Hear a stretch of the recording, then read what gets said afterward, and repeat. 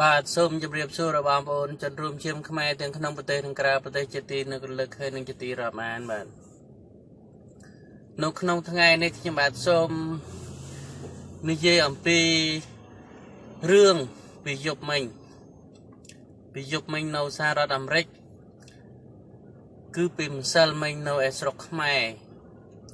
ហើយរឿងនេះគឺជារឿងរបស់លោកបណ្ឌិតកឹមសុខហើយនឹងរឿងរបស់បដិជគុណបុត្រប៊ុនទិញបាទហើយខ្ញុំសូម live ជាវីដេអូដើម្បីចែកជូនបងប្អូនប្រជាជនខ្មែរយើងឲ្យបានយល់អំពីករណីក៏ដូចជាឲ្យបានដឹងអំពីរឿងរបស់អាជ្ញាធរក៏ដូចជាលោកហ៊ុនសែនបានចាប់លោកកឹមសុខយកទៅដាក់ពន្ធនាគារព្រៃសរគឺជារឿងមួយដែលគួរឲ្យសោកស្ដាយជាទីបំផុតដែលយើងមានបណ្ឌិតដ៏ល្អណាហើយអាជ្ញាធរក៏ដូចជាហ៊ុនសែននឹងចាប់ខ្មែរស្នេហាជាតិរបស់យើងយកទៅដាក់គុកអស់ងើបមិនបាននិយាយចំទៅគឺទំពាំងដោះឡើងហ៊ុនសែនចាប់ផ្ដើមក្តិចហ៊ុនសែនចាប់ផ្ដើមកាប់ទំពាំងណាទំពាំងដោះឡើងបន្តិចគឺហ៊ុនសែនក្តិចចូលទៅស្លោអស់ហេតុដូច្នេះហើយទំពាំងស្នងឫស្សីគឺស្នងមិនបានណាដោះឡើងមិនតាន់ផុតពីដីផងក្តិចយកទៅស្លោបាត់កាត់យកទៅស្លោបាត់ហេតុដូច្នេះហើយរឿងនេះគឺជារឿងមួយអយុត្តិធម៌ចំពោះលោកកឹមសុខណាអយុត្តិធម៌នេះគឺព្រៃផ្សាយជាទីបំផុតបងប្អូននៅលើពិភពលោកយើងនេះគ្មានអ្នកណារដ្ឋាភិបាលណាដែលកាច់សាហាវធ្វើអំពើព្រៃផ្សាយដូចជារដ្ឋាភិបាលខ្មែរទេបងប្អូនហើយយើងអាចដឹងច្បាស់ថារដ្ឋាភិបាលនេះគឺជារដ្ឋាភិបាលរបស់យួនវាមិនមែនជារដ្ឋាភិបាលរបស់ខ្មែរទេហេតុដូច្នេះហើយបានជាអ្វីក៏ដោយឲ្យតែមានអ្នកប្រាជ្ញចេះដឹងជ្រៅជ្រះបន្តិចបន្តួចហ្នឹងគឺរដ្ឋាភិបាលហ្នឹងចាប់ផ្ដើមបើមិនស្លាប់គឺចាប់គេដាក់គុកដាក់ពន្ធនាគារគ្រប់បែបសពយ៉ាងទាំងអស់ហេតុដូច្នេះហើយ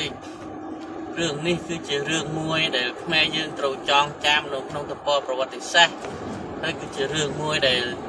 ខ្មែរយើងត្រូវក្រោកឈរឡើងឲ្យបានច្រើនកុំឲ្យក្រោកឈរឡើងតែពីរនាក់ណាយើងត្រូវក្រោកឈរឡើងឲ្យបានច្រើនគ្រប់គ្នាបើយើងក្រោកឈរឡើងម្នាក់គេកាច់យើងបាស់ហើយណាដូចជាលោកបណ្ឌិតជឹមសុខអញ្ចឹង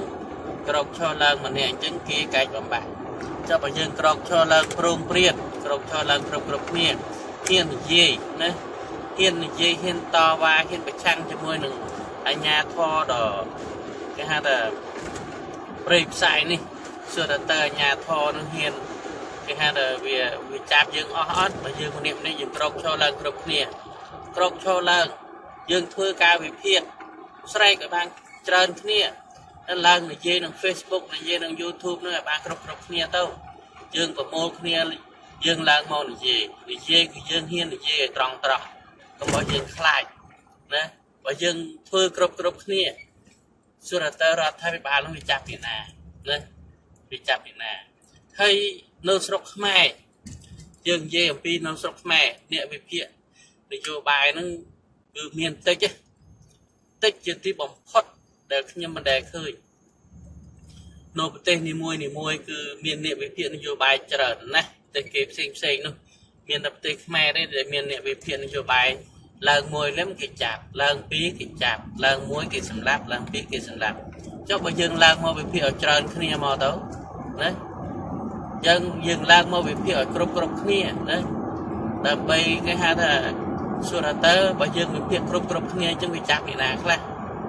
ណាបើយើងឡើងតែម្នាក់អញ្ចឹងគេចាប់យើងម្នាក់ចុះបើយើងឡើង10នាក់សុរវាចាប់យើងទាំង10ឬមួយចាប់ប្រមាណទៅឃើញទេហើយដូច្នេះហើយអ្នកវិភាគទាំងអស់នៅក្នុងប្រទេសកម្ពុជាហ្នឹងយើងសម្លឹកមើលឃើញតាំងពី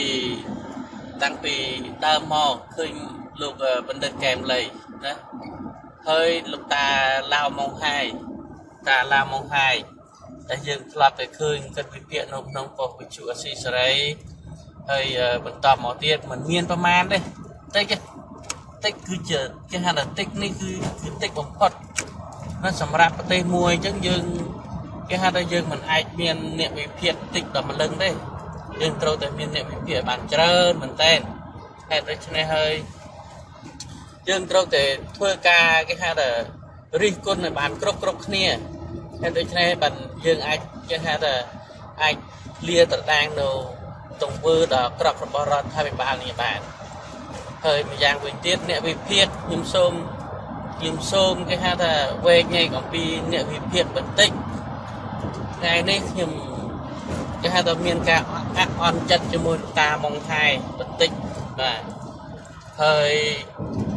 ដោយសារតែពីម្សិលមិញខ្ញុំបានឃើញលោកតាម៉ុងថៃដែលធ្វើសេចក្តីសម្ភាសជាមួយនឹងលោកកែវមនីរតលោកម៉មនីរតដែលជាវាគ្មិនរបស់ប៉ុស្តិ៍វិទ្យុអស៊ីសេរីហ្នឹងណាលោកម៉មនីរតលោកបានសួរសម្ភាសទៅលោកឡាវម៉ុងថៃថាចេះថាតើលោកឡាវម៉ុងថៃយល់ឃើញយ៉ាងម៉េចដែរដែលតុលាការក៏ដូចជាហ៊ុនសែនហ្នឹងបានដាក់ពាក្យបណ្ដឹងលោកគឹមសុខឲ្យមកចូលខ្លួននៅតុលាការនេះហើយលោកតាឡាវម៉ុងថៃក៏បាននិយាយចេះគឺថាបើសិនគាត់ជាហ៊ុនសែនវិញគាត់ក៏បណ្ដឹងលោកគឹមសុខដែរណែគាត់និយាយអញ្ចឹងវិញអញ្ចឹងសួរតើលោកតាឡាវម៉ុងថៃនិយាយរបៀបនេះសួរតើវាគេហៅថាវាមានន័យអ្វីខ្លះសម្រាប់អ្នកវិភាគឯករាជ្យណាវាមានន័យអ្វីខ្លះហើយវាចំណេញអ្វីខ្លះមកដល់ជាតិអញ្ចឹងបានលោកតាឡាវម៉ុងថៃនឹងរស់បានយូរណាលោកតាឡាវម៉ុងថៃរស់បានយូរហើយធ្វើការវិភាគបានយូរពីព្រោះលោកតាឡាវម៉ុងថៃកាន់ជើងហ៊ុនសែននិយាយចំមកទៅលោកតាឡាវម៉ុងថៃកាន់ជើងហ៊ុនសែនណាកាន់ជើងហ៊ុនសែនគឺថាបើសិនណាគិតជាហ៊ុនសែនវិញក៏គិតប្តឹងលោកគឹមសុខដែរណែដូចជាចេះវិញហើយខ្ញុំស្ដាប់ត្រង់កន្លែងនឹងមួយម៉ាត់ចំអាកន្លែងនឹងគឺខ្ញុំអាក់អន់ចិត្តជាមួយលោកតាឡាវម៉ុងថៃមែនតើហើយខ្ញុំជឿជាក់ 100% ថាបងប្អូនយើងក៏ហែកជាគិតអាក់អន់ចិត្តជាមួយលោកតាឡាវម៉ុងថៃដែរពីព្រោះលោកតាឡាវម៉ុងថៃនឹងគឺកាន់ជើងហ៊ុនសែនគឺថាបើសិនណាគិតជាហ៊ុនសែនវិញក៏គិតប្តឹងលោកគឹមសុខដូចគ្នាដែរណែគិតនិយាយអញ្ចឹងឃើញទេហើយបើគិតនិយាយអញ្ចឹងមានន័យថាគិតនឹងវិភាគដើម្បីគេហៅថាដើម្បីចិញ្ចឹមជីវិតណាវិភាគដើម្បីចិញ្ចឹមកាពះរបស់គាត់វិភាគដើម្បីគេហៅថាយកតែរួចខ្លួនយករស់តែខ្លួនឯងបាត់ឯងហើយដូច្នេះបានជាលោកតាឡាវម៉ុងថៃនឹងក៏មានសម្ដីរបៀបហ្នឹងគឺចឹងទេខ្ញុំជឿជាក់ថាប្រហែលជាមិនបានយូរទេលោកតាឡាវម៉ុងថៃបាទប្រហែលជាគិតមិនបានយូរទេគ្មានអ្នកណាគេស្ដាប់គិតតទៅទៀតទេហើយដូច្នេះហើយបានគិតវិភាគតាំងពីដើមឡើយមករហូតដល់សពថ្ងៃនេះគ្មានណាចាប់តាម៉ុងថៃសោះនៅលោកតាឡាវម៉ុងថៃគ្មានអ្នកណាចាប់គ្មានអ្នកណាចងគ្មានអ្នកដាក់គុកគាត់គ្មានណាធ្វើអីគាត់សោះនៅលោកតាឡាវម៉ុងថៃគាត់រស់នៅដល់យូរអង្វែងហ្មងណាគ្មានអ្នកណាសម្លាប់គាត់អីសោះហើយគ្រាន់តែលោកបណ្ឌិតសុខគឹមសុខឡើងវិភាគបានមួយខែអីសោះនឹងហ៊ុនសែនចាប់ផ្ដើមប្តឹងបដ ாய் ណាហ៊ុនសែនប្តឹងលោកគឹមសុខភ្លាមយកលោកចាប់លោកគឹមសុខដាក់ពន្ធនាគារតែម្ដងចំណែកលោកតាឡាវម៉ុងថៃគាត់វិភាគរបៀបហ្នឹងបានគិតនៅបានយូរណាបានគិតនៅបានយូរហើយគាត់វិភាគបានយូរពីព្រោះគាត់កាន់ជើងរដ្ឋាភិបាលកាន់ជើងហ៊ុនសែន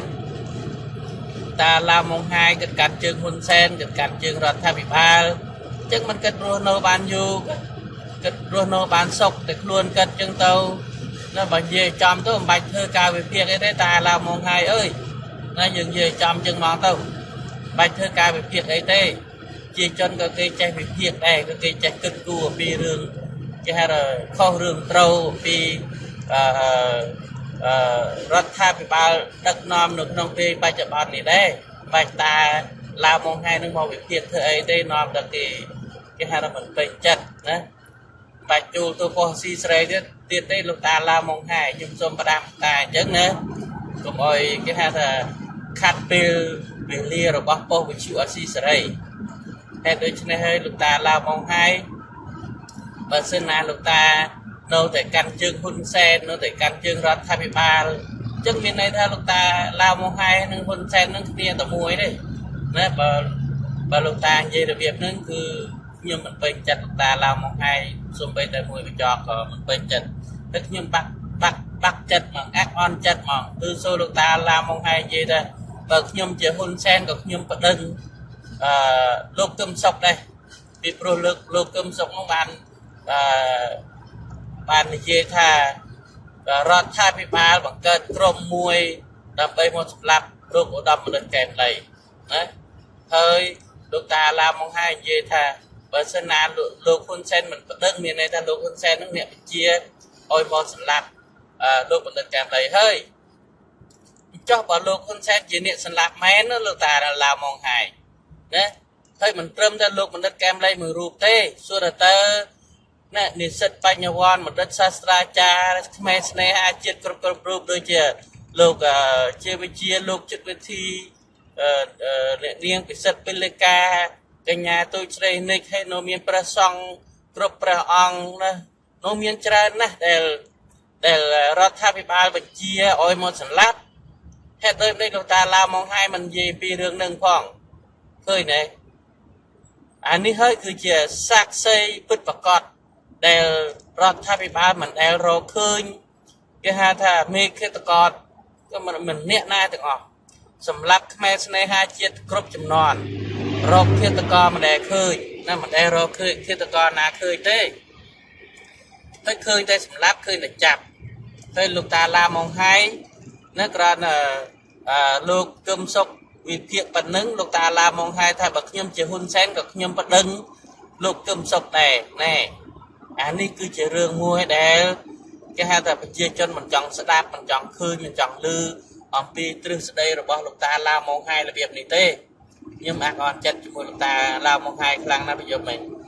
còn chặt khăn một tên hơi nhung tay được rồi bắt niệm chặt tôm á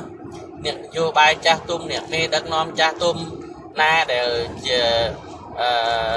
mai sne hà chiết nhưng có rốt á có vấn đề đó khơi lục ta làm mong hai đó khơi lục ta làm mong hai là việc đi cứ nhưng mình ai có rốt lục ta làm mong hai bàn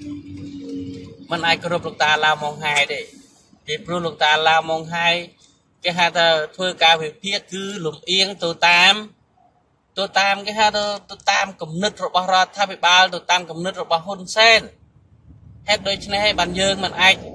mình ai tôi scroll nổ ca về phía này bàn thế nó bom ôn khmer dương cái trâu ca son để thiệp cái trâu ca du để thò phải đó lục ta làm mong hai nó gì thay bậc nhâm chỉ hôn sen còn nhâm bật đừng lục cầm sọc đây chân xua ta tới nào tôi dứt thua đầm bay về chia ria dứt thua đầm bay lục cầm sọc để chia nẹt cái hai ta tiếp tại lần mình phiệt so trâu hun sen bay bạt nó tiếp tại lần mình phiệt so trâu hun sen chặt cho tôi đặt cục chặt cho tôi đặt quân này kia cho côn cầm pri côn sray mùi tối tiếp tại thum cái đây đừng cái đây láng ở chỗ buôn làm một mùi chân nam ấy nứng hơi cho là cúc cho mà đài đấy thấy cho thằng gì về đường lục ta làm mong hai bên lục ta làm mong hai sắp ngày nưng ở phục lục ta làm mong hai của quân lục ta làm mong hai cu lục ta làm mong hai bạn miền bạc bèn miền này là cái thư bạc trường ót khơi đấy dương trâu kết việc luôn anh nhưng họ dương trâu kết việc luôn kê phong có mọi cái tập việc luôn anh pê anh đi gì là việc này cứ bạc mục bạc mọt nó bạc mục bạc mọt bạc mục bạc mọt nóคือbạc mục bạc mọt phân lục ta lao mong hai thế mình men bạc mục bạc mọt phân khmer chia chân khmer thế bị pro chia chân khmer dương đừng sạp hơi sọp ngày này thôi ấy vẫn tích có cái đừng cái lử nên hiện nay là gì ấy tích có cái đừng đấy nên anh gì mình tích có cái khơi đấy men dương thôi ấy hay cái đừng nữa thế lục ta lao mong hai này gì phim cái lử số phim bị pro no Facebook cái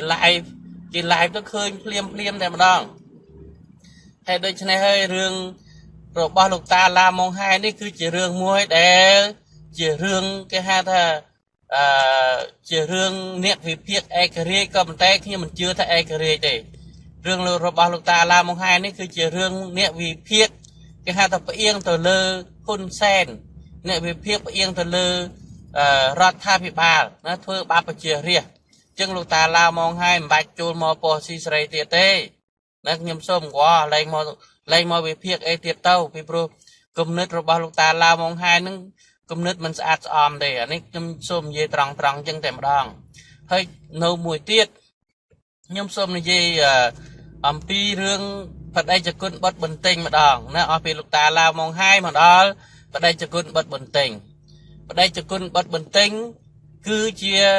បដិជគុណមួយអង្គដែលខ្មែរយើងតែងតែគោរពតែងតែគេហៅថាគាំទ្រក៏ប៉ុន្តែនៅពេលនេះណាឥឡូវនេះយើងនិយាយពីចាប់ផ្ដើមពីឯកឧត្តម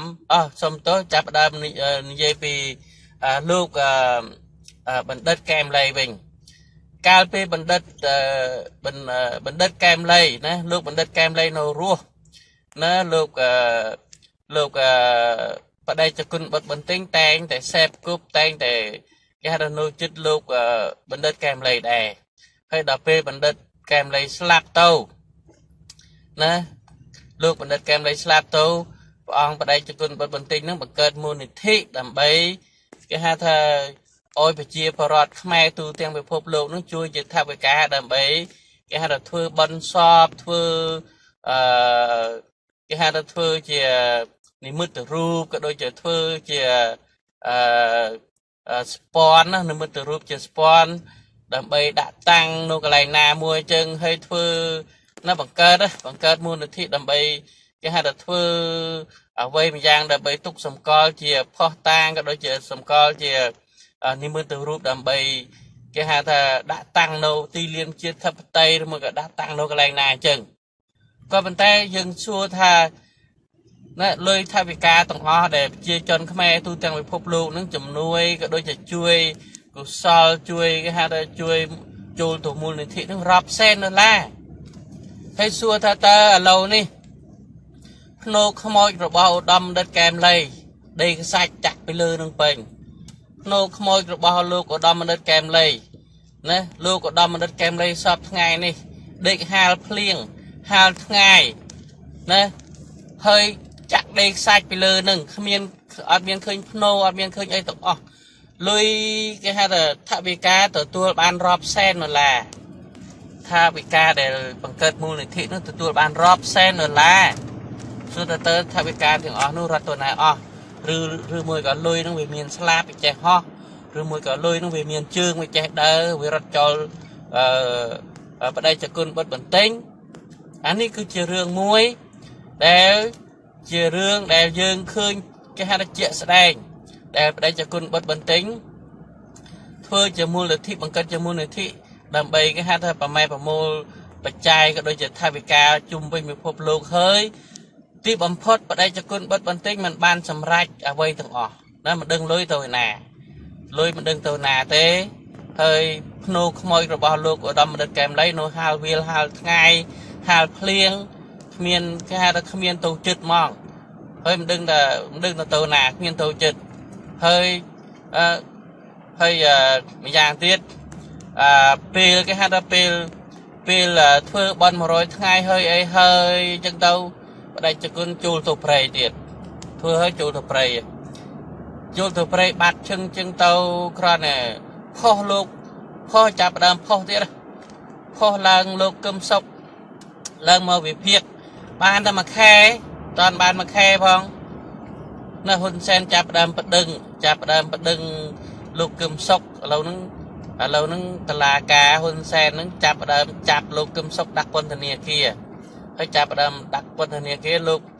លោកកឹមសុខក៏បាននិយាយអំពីរឿងមូលនិធិទៀតណាមូលនិធិដើម្បីគេហៅថានៅឲ្យលោកបដិជគុណបុត្របន្ទិញហ្នឹងបង្កើតជាមូលនិធិដើម្បីគេហៅថាប្រម៉ែប្រមូលលុយពីបរទេសដើម្បីសម្រាប់ជួយណាសម្រាប់ជួយឲ្យប្រជាជនខ្មែរយើងក្រីក្រប្រជាជនខ្មែរយើងគេហៅថាមានទុក្ខលំបាកឯនៅស្រុកខ្មែរអញ្ចឹងបង្កើតមូលនិធិទៀតឥឡូវយើងសុំសួរមួយសួរតើភ្នោខ្មោចរបស់លោកឧត្តមបណ្ឌិតកែមលីណាដែលទទួលលុយរាប់សែនដុល្លារហើយធ្វើមិនតាន់ហើយហ្នឹងអញ្ចឹងសួរថាតើបង្កើតមូលនិធិដែលលោកកឹមសុខគិតនិយាយថាបង្កើតមូលនិធិដើម្បីជួយប្រជាពលរដ្ឋខ្មែរណា để kia kề cò nó không bật tê nưng xôm nhom xôm xua ra tơ lục lục bật đây chặt cун nó bật ong bật đây chặt cун bật bật tính ai chui bị chơi chân khmer kề cò bàn ót bật nô không mới được bao lục bật đất kèm lấy thôi mình toàn hơi nè anh ấy dừng thưa cả priệp thiệp nè thưa cả priệp thiệp đầm bây giờ dừng nó do đơn phong cầm ỏi tranh bột và đây cho cun bớt bình tĩnh nó tràn đòn pếch hay bây giờ nó che thời tranh bột và đây cho cun bớt bình tĩnh nó cứ dừng rồi lìa hơi dừng mình ai chui chiết dừng bàn đấy hơi thôi chờ luộc xong hết đôi đấy bạn miền tinh đây nó xiêm riệp đây bà màn mơn hecta đó tôi tính đây ấy nó khét xiêm riệp bà màn mơn hecta số ta luộc xong dương tôi tính đây thưa luộc thôi chờ buổi chờ luộc xong hơi dương tôi tính đây bà màn mơn hecta nó khét xiêm riệp chừng số ta lui để tính đây nó do lui mò bị nà máu bàn lui bị nà máu luộc rồi xin hàng ấy bàn miền lui tính đây hay buổi chỉ lục xong hết đấy bạn miền lôi tôi tỉnh đây anh ấy chơi rương chơi sầm nua chơi rương hay chơi sầm nua nó chơi sầm nua rồi bỏ chơi chân hơi rồi bỏ mà cha cái hai là mà cha để chồng nuôi tôi mua này thị nâng đấy sầm nua xua thành chừng xua thay bật đây cho cuốn bật bình tĩnh nâng buổi chiều sáng rồi si mua cái bò với hơiประกอบcái hai là chip ở với đầm bay miền lôi một tinh đây đằng rạp mơn hecta chừng đấy anh đang chơi rương mùi tiết cứ tơ tháp về ca đều chia chân mà cha cái hai là chồng nuôi mua lịch thị nấu chung với phục lộ nó cái bàn chồng nuôi lôi tháp về ca rọp xe nó la thôi ôi luôn bằng đất kèm lấy hết đôi đây bằng luôn bằng đất kèm không mọi rồi bao luôn bằng đất kèm lấy nó phương mình toàn hơi phong admin nô admin ấy tiệt ra là do đây sạch do tôi chặt cái lời chân hay rất tôi bạt mỏng anh đang chơi rương mùi tiệt hơi chầm này bà con nó bao lâu có đâm mà được kèm lấy mình có miền ca tục lũng bạc với tận niên trên tiếp bóng phật nó côn bay buôn bay con buôn pram nừng có vì bạc với tận niên trên tiếp bóng phật để tranh mò về tê cào này rùa nâu cầm sót cầm ro tức này ro từ ngay từng o xua đã ta lôi để cái chui mua lịch thị nâng lục ở đây cho con bật bản tinh nên miền bàn chui tàu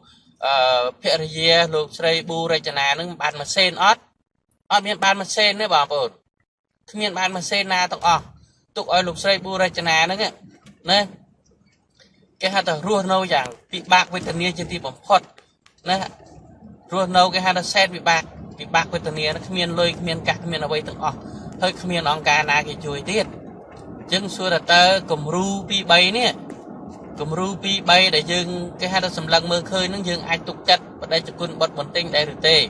hay bà sơn na nó đôi chờ lục cầm sóc để lục muôn đường lục tụ cho quân tần kia kia nó lục bàn đàm nhớ tha lục nó bằng cơn muôn để thị muối đầm bay oi miền ông ca muối hay ông ca nó cứ ở đây cho quân bật một tinh cứ chỉ niệm cái hai ta cành cái hai ta cành cắt nô khăn ông cái hai là ông ca mua định thị nâng đầm bay chuối chơi chân kề cò hay cho bảo lô cơm sóc chọp cục hơi nữa chọp cục hơi hay thay vì ca tục oi cái hai là tục oi vào đây cho quân có đôi cho ông ca mua để cướp crong nô khăn ông ca mua định thị đi xưa là tới vào đây cho quân bớt bình tĩnh nè ai cướp crong luôn mà cả cái hai là ban thay vì ca nó tôi chuốiไปchơi chân để tam tiệm bằng đam rồi bóp ở đây cho rồi bóp luôn bằng đất cơm sống đang đây được thế nhưng sầm lăng mưa tập nô không ai rồi bóp luôn bằng đất kèm lấy nó khơi nhơi tục nó cho việc cho ngay cho hai liền hai ấy nô không nâng anh nô mục tè nâng anh hết đấy này quay có mình bàn sầm rai tầng ở chân xua ta dương chia chân không ai dương tu tiền về phục lục dương cua na để dương chui cái hai là chui thay vì ca chui lui tôi đào vào đây cho con bắt bắn tên ót anh ấy nhom xôm nua đôi chỉ chót dương đừng chui cái này dương đừng chui cái hai là chui thay vì ca tàu môn lịch thị rồi ba lô cơm sọc ọt anh ấy dương xua xôm nua đôi chỉ chót đó nè anh ấy bảo chặt nhom vinh nhom tha hai giờ lục bẩn đất cơm sọc nó chành bột nó chành bột cầm nứt cả đôi chành bột អ្វីមួយយ៉ាងចាញ់បោកបដិជគុណបត់បន្ទិញហើយពីព្រោះបដិជគុណបត់បន្ទិញមានគេហៅថាមាន scenario គេហៅថា2 3ដែលមិនគប្បីធ្វើណាមានគេហៅថា scenario 2 3ហ្នឹងគឺយើងអាចគេហៅថាអាចមើលគំរូឃើញហើយហេតុដូច្នេះហើយលោកគឹមសុខបើសិនណាយើងជួយយើងមានគេហៅថាមានផ្លូវជួយគេហៅថាផ្សេងយើងមិនអាចជួយទៅតម្រង់គេហៅថាមូលនិធិរបស់លោកគឹមសុខក៏ដូចជាជួយថវិកាចូលទៅមូលនិធិរបស់បដិជគុណបត់បន្តិចនោះទេអានេះចាត់ខ្ញុំបើយើងចង់ជួយតម្រង់ជួយសម្ដៅទៅក្រុមគ្រួសាររបស់លោកបណ្ឌិតគឹមសុខដូចជាជួយទៅឪពុកម្ដាយជួយទៅកូនរបស់លោកបណ្ឌិតគឹមសុខនឹងតម្រង់ទៅគ្រួសាររបស់គាត់តែម្ដងអានឹងវាជារឿងមួយដែលយើងគេហៅថាបានជួយពិតប្រាកដមែនក៏ប៉ុន្តែបើសិនណាយើងជួយថវិកាជួយលុយជួយអីដើម្បីគេហៅថាចូលទៅក្នុងមូលនិធិរបស់គណៈកម្មការអង្គការមូលនិធិរបស់បដិជគុណបត់បន្ទិញនេះខ្ញុំថាខ្មែរយើងរលាយហ្មងខ្មែរយើងរលាយដោយសារបដិជគុណបត់បន្ទិញនឹងឯងពីព្រោះជួយទៅបាត់វាអត់មានឃើញផលប្រយោជន៍អ្វីដែលបដិជគុណបត់បន្ទិញនឹងទៅជួយអ្នកក្រីក្រឬមកក៏ទៅជួយអីវាជួយក៏បើជួយនឹងបាន100នឹងជួយទៅ20អីនឹងឯងវាអត់មានបានពេញចិត្តពេញថ្លើមដូចជាយើងសម្លឹងមើលឃើញទេហេតុដូច្នេះហើយជាជនខ្មែរយើងចែងបោកបដិជគុណបត់បន្ទិញអស់មួយពិភពលោកណានេះខ្ញុំនិយាយតាមត្រង់តែម្ដងពីព្រោះគេសម្លឹងមើលឃើញណាបងប្អូនគេសម្លឹងមើលឃើញនោះគឺអ្វីដែលនៃបដិជគុណបង្កើតជាមូលនិធិហើយគេហៅថាប្រម៉ែប្រមូលថវិកាពីនៅជុំវិញពិភពលោកដើម្បីធ្វើបន់សពរបស់លោកបណ្ឌិតកែមលីនេះត្រង់កន្លែងហ្នឹងហើយដែលជា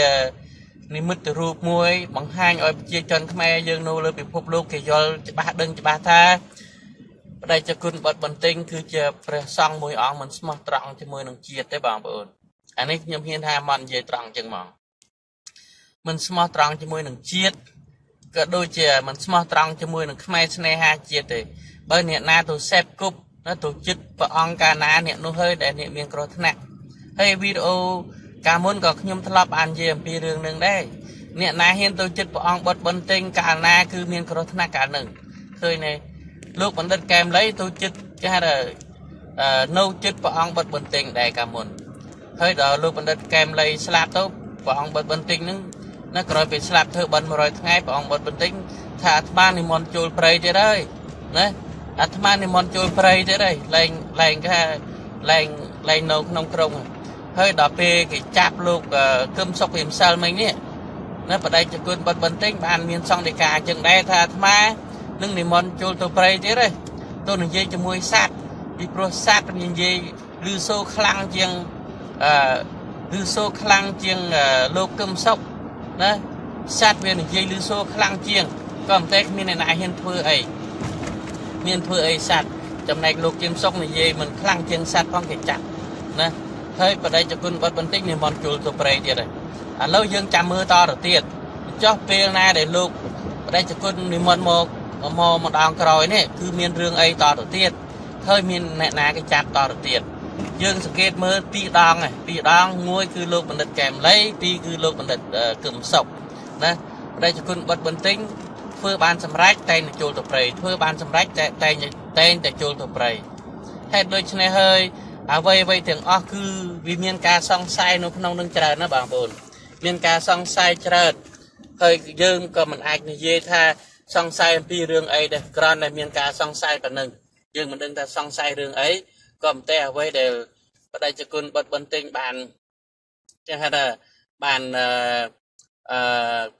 ធ្វើកន្លងមកនេះគឺវាមានការសង្ស័យជាច្រើនហេតុដូច្នេះហើយរឿងមូលនិធិអានេះគឺចាត់ខ្ញុំមិនជួយម៉ាស៊ីនហ្មងជួយម៉ាស៊ីនខ្ញុំម៉ាស៊ីនក៏មិនជួយដែរចំពោះបដិជគុណបត់បន្ទិញក៏ប៉ុន្តែចំពោះក្រុមគ្រួសាររបស់លោកគឹមសុខខ្ញុំសែនអាណិតអសូរខ្លាំងមែនតើសូមបងប្អូនខ្ញុំសូមអំពាវនាវដល់បងប្អូនជុំវិញពិភពលោក ជួយក្រុមគ្រួសាររបស់លោកកឹមសុខដែលមានកូនគេហៅថាមានកូនស្រីទូចមួយណាគ្នាតាន់ដឹងវ័យផងឪពុកជាប់គុកបាទសូមបងប្អូនយើងជួយគេថាជួយបន្តតែម្ដងជួយតម្រង់ទៅក្រុមគ្រួសាររបស់លោកកឹមសុខវិញល្អជាងអានេះទី1ទី2ទៀតសូមបងប្អូនជួយទៅដល់លោកស្រីប៊ូរចនាផងគឺជាភរិយារបស់លោកឧត្តមបណ្ឌិតកែមលីណាប្រពន្ធរបស់លោកបណ្ឌិតកែមលីគាត់កំពុងតែវេទនាមែនតែនសូមបងប្អូនជួយគេថាជួយធ្វើជា fundraising ដើម្បីជួយលោកស្រីប៊ូរចនាដែលជាភរិយារបស់លោកឧត្តមបណ្ឌិតកែមលីផងហើយនៅមួយទៀតបងប្អូនត្រូវតែជួយគឺបងប្អូនមិនត្រូវភ្លេចលោកស្រីទេពនីទេលោកស្រីទេពនីគឺជាលោកស្រីគឺជាស្ត្រីមួយរូបដែលអង្គអាចក្លាហានដែលជាស្ត្រីមួយរូបដែលស្នេហាចិត្តពិតប្រាកដណាសូមកុំអោយបំភ្លេចលោកស្រីទេពនីឲ្យសោះពីព្រោះលោកស្រីទេពនីគឺជានារីមួយរូបដែលមានចិត្តអង្គអាចក្លាហានគេហៅថាដែលស្រឡាញ់ជាតិស្រឡាញ់មាតុភូមិរបស់ខ្មែរហើយយើងមិនអាចចូលក្រុមគ្រួសាររបស់លោកស្រីទេពនីបានទេហើយកូនរបស់លោកស្រីទេពនីក៏នៅតូចហើយកំពុងតែឈឺគ្មានថវិកាគ្មានលុយគ្មានអីដើម្បីទៅមើលជំងឺនោះទេណាលោកស្រីទេពនីសូមបងប្អូនកុំភ្លេចឲ្យសោះហើយយើងបាច់ជួយទៅមូលនិធិណាទេបងប្អូននេះពីចាប់ដើមពីថ្ងៃនេះតទៅសូមបងប្អូនកុំឲ្យចាញ់បោកនៅអង្គការមូលនិធិណាឲ្យសោះដូចជាអង្គការមូលនិធិរបស់បដិជគុណបុត្របន្ទិញនេះគឺជាអង្គការមួយដើម្បីបោកប្រាស់លុយប្រជារាស្ត្រនៅក្រៅប្រទេសអានេះខ្ញុំនិយាយចំចឹងហ្មងបងប្អូនចង់ថាអីឲ្យខ្ញុំថាទៅចង់ថាមិនក៏ថាចោះក៏តែគំរូរបស់ឯកឧត្តមសុំទោសគំរូរបស់លោកឧត្តមបណ្ឌិតកែមលីយើងឃើញនឹងផ្នែកហើយប្រពន្ធរបស់លោកឧត្តមបណ្ឌិតកែមលីបានចាក់ចេញពីស្រុកចាក់ចេញពីភូមិកំណើតយ៉ាងវេទនាជាទីបំផុតរត់ចូលបងប្អូនឪពុកម្ដាយណាបងប្អូនម្ដាយឪពុកម្ដាយមិនដឹងក៏នៅឪពុកអត់មានឪពុកតែមានម្ដាយនៅម្ដាយរត់ចូលបងប្អូនអស់ហើយទៅរស់នៅប្រទេសក្រៅយ៉ាងវេទនាជាទីបំផុតឃើញគិតមួយថ្ងៃឃើញគិតទៅស្រក់ទឹកភ្នែកគិតយំគិតស្រក់ទឹកភ្នែកចិត្តគេហៅថាសែនអាណិតគិតមែនតែនហើយបើយើងចង់ជួយកុំឲ្យជួយទៅមូលនិធិណាទាំងអស់យើងត្រូវតែជួយតម្រង់ទៅគេហៅថាអ្នកដែលយើងចង់ជួយហើយយើងជួយតម្រង់ទៅអ្នកចង់ជួយនោះបងប្អូនរស់នៅទីក្រុងណារស់នៅរដ្ឋណាបងប្អូនដឹងហើយមិនបាច់ខ្ញុំនិយាយប្រាប់ក៏បងប្អូនដឹងដែរបងប្អូននៅរដ្ឋណានៅទីក្រុងណាហ្នឹងមានបងប្អូនដែលរស់នៅប្រទេសក្រៅហ្នឹងគេបង្កើតគេហៅថា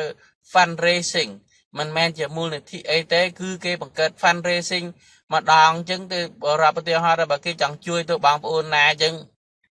គឺគេបង្កើតជា fundraising ដើម្បីជួយទៅតម្រង់ទៅក្រុមគ្រួសារនោះឯង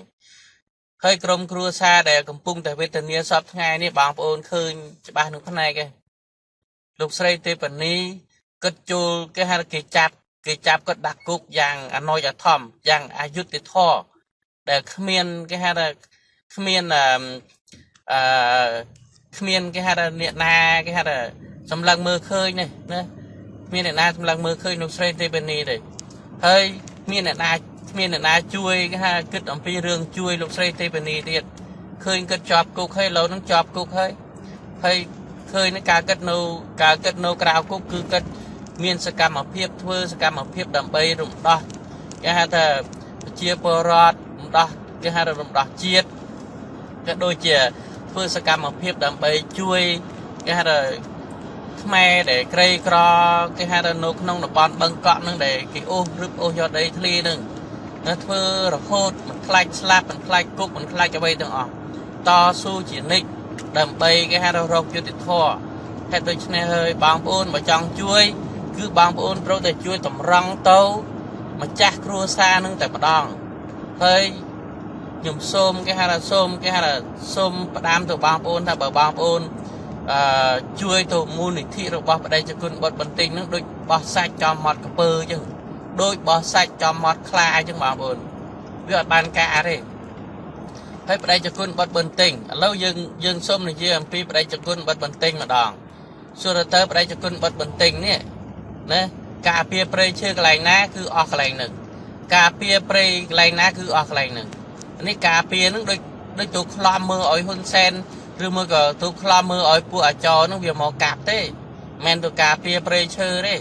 អានេះនិយាយពីរឿងបដិជគុណបិទបន្តិចហេតុដូច្នេះហើយរឿងដែលបដិជគុណបិទបន្តិចទៅការពារព្រៃឈើនឹងដូចជាមិនមែនជាអ្នកការពារព្រៃឈើសោះព្រះសង្ឃលោកសង្ឃឯណាដែលទៅការពារព្រៃឈើគិតទៅអំពីនៅវត្តគិតអំពីរឿងធម៌អាគិតអំពីរឿងដើរបិណ្ឌបាតមហូបគិតអំពីរឿងវត្តអារាមពីគិតអំពីរឿងនេះរឿងនោះទៅវាក្រាន់បើជាងទៅការពារព្រៃឈើហើយការពារព្រៃឈើមិនដែលឃើញថាព្រៃឈើនឹងនៅបានគង់មនុស្សបានគង់ឬមកក៏បានយូរអង្វែងចោះឃើញតែបាត់ព្រៃឈើទៅបាត់ព្រៃឈើទៅព្រៃឈើកាន់តែអស់ទៅហើយការពារព្រៃឈើតាំងពីឆ្នាំប្រហែលមើលបដិជគុណបិទបន្តិចហ្នឹងការពារព្រៃឈើតាំងពីឆ្នាំប្រហែលរហូតមកដល់ឆ្នាំឥឡូវនេះព្រៃឈើអស់ហើយ 70% លើនៅសល់ប្រហែលជា 10-20% ហ្នឹងអស់ហើយអស់ព្រៃឈើយូរការពារព្រៃឈើយូរនៅសល់ប្រហែល 10-20% អស់លេងអញ្ចឹងសួរថាបដិជគុណបិទបន្តិចណាវាខុសប្លែកពីគេប្រទេសគេផ្សេងអ្នកការពារព្រៃឈើគេហៅថា Ranger សហរដ្ឋអាមេរិកនេះអ្នកការពារព្រៃឈើមានឡានរបស់រដ្ឋាភិបាលគេអោយឡានណារដ្ឋាភិបាលគេអោយសម្លៀកបំពាក់uniform សម្រាប់ Ranger ហើយគេបើកប្រាក់ខែអោយអ្នក Ranger អោយអ្នកការពារគេហៅថាព្រៃឈើនឹងទៀតក៏មិនតែចំណែកបដិជគុណបិទបន្ទិញគឺជាព្រះសង្ឃដែលគេហៅថា volunteer ហ្នឹងមានន័យថាយើងស្ម័គ្រចិត្តដើម្បីគេហៅថាទៅការពារព្រៃឈើសួរទៅការពារព្រៃឈើនឹងការពារបានផលប្រយោជន៍អីបើការពារកាន់ការពារឲ្យធ្វើអីគេមិនកើតដែរហ្នឹងបើសិនណាលោកបិទបន្ទិញនឹងខ្លាំងណាការពារព្រៃឈើបានណាមានសមត្ថភាពការពារព្រៃឈើបានម្លេះលោកឧត្តមបណ្ឌិតកែមលីមិនស្លាប់ទេហើយម្លេះលោកគឹមសុខក៏គ្មានអ្នកណាហ៊ានចាប់លោកយកទៅដាក់គុកអញ្ចឹងដែរនេះបើសិនណាលោក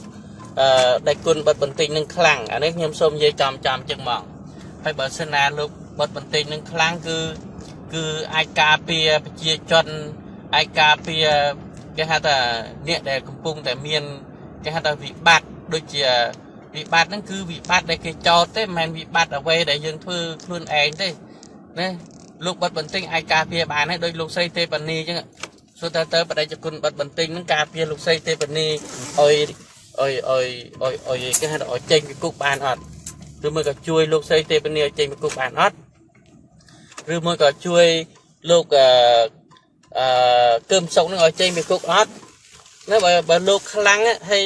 លោកបិទបន្ទិញហ្នឹងនិយាយចេះទៀតនិយាយថាគាត់នឹងនិយាយគាត់លោកនឹងទៅនិយាយជាមួយនឹងហ៊ុនសែនថ្ងៃណាមួយឃើញនៅមួយម៉ាត់ដែលលោកហាមាត់និយាយមួយម៉ាត់មានសង្ឃដីកាមួយម៉ាត់ហ្នឹងថាលោកនឹងគេហៅថាទៅនិយាយជាមួយលោកហ៊ុនសែនអញ្ចឹងសួរតើលោកបិទបន្ទិញហ្នឹងមានអំណាចអ្វីខ្លះដើម្បីទៅនិយាយជាមួយនឹងលោកហ៊ុនសែននេះឃើញទេហើយបើលោកបិទបន្ទិញមានអំណាចដល់ថ្នាក់ហ្នឹងណាសួរតើលោកបន្ទិញសប្តាហ៍ថ្ងៃហ្នឹងធ្វើការគេហៅថាឥឡូវមានសេវាតទៅទៀតហើយបាទហើយឥឡូវហ្នឹងបើសិនណាបដិជគុណបិទបន្ទិញហ្នឹងថាខ្ញុំនឹងទៅជួបហ៊ុនសែននៅក្នុងថ្ងៃណាមួយហើយបើបដិជគុណបិទបន្ទិញហ្នឹងមានឥទ្ធិពលខ្លាំងក្លាមានអំណាចខ្លាំងក្លាទៅជួបហ៊ុនសែនហ្នឹងខ្ញុំសង្ស័យទៅលោកបិទបន្ទិញហ្នឹងធ្វើការអីម្យ៉ាងជាមួយនឹងលោកហ៊ុនសែនហ្នឹងហើយមិនអាចគេហៅថាមានសមត្ថភាពទៅជួបលោកហ៊ុនសែនបានណាពីព្រោះមនុស្សយើងបើអត់មានបណ្ដាញអ្វីមួយគឺមិនអាចគេហៅទៅជួបគេហៅនាយករដ្ឋមន្ត្រីអីចឹងបានទេក៏តែរឿងនេះគឺជារឿងពិតហើយបដិជគុណបិទបន្ទិញខ្ញុំជឿជាក់ 100% ថាបដិជគុណគឺមានសេវាអ្វីមួយយ៉ាងដើម្បីគេហៅថាតំណាក់តំណងឬមួយក៏មានគេហៅថាការតំណាក់តំណងសម្ងាត់អ្វីជាមួយនឹងលោកហ៊ុនសែន 100% ទេបងប្អូនវាមិនអត់ទេរឿងហ្នឹងហេតុដូច្នេះហើយរឿងទាំងអស់ដែលវាចេះតែមានបញ្ហាហ្នឹងរាល់លើករាល់ដងឃើញថា ពេលណាដែលមានបញ្ហាឲ្យលោកបិទបន្ទិញនឹងត្រឡប់ចូលទៅព្រៃរាល់តែដងតែដូច្នេះធ្វើឲ្យខ្ញុំមានការសង្ស័យយ៉ាងច្រើនជាទីបំផុតការលោកបណ្ឌិតកែមលីស្លាប់ហើយលោកចូលទៅព្រៃលោកគឹមសុកជាប់គុកហើយលោកចូលទៅព្រៃឃើញទៅចូលទៅព្រៃចូលទៅការពារព្រៃឈើទៀតហើយចាំមើលដល់លោកមិនមកម្ដងក្រោយហ្នឹងប្រហែលជាមានអ្នកណាម្នាក់ឬមានអ្នកណាផ្សេងជាប់គុកទៀតហើយបើមិនជាប់គុកក៏មានអីមួយយ៉ាងចឹងដែរហេតុដូច្នេះហើយវាចេះតែមានរឿងផ្លែកបន្តអញ្ចឹងអីបាទអញ្ចឹងជាចុងបញ្ចប់នេះខ្ញុំបាទសូមគេហៅថាសូមផ្ញើសារនេះជូនទៅដល់ប្រជាជនខ្មែរយើងទាំងក្នុងប្រទេសនិងក្រៅប្រទេសឲ្យបានដឹងឲ្យបានឮអំពីមូលនិធិរបស់បដិជគុណបុត្របន្ទិញនេះបើសិនណាបងប្អូន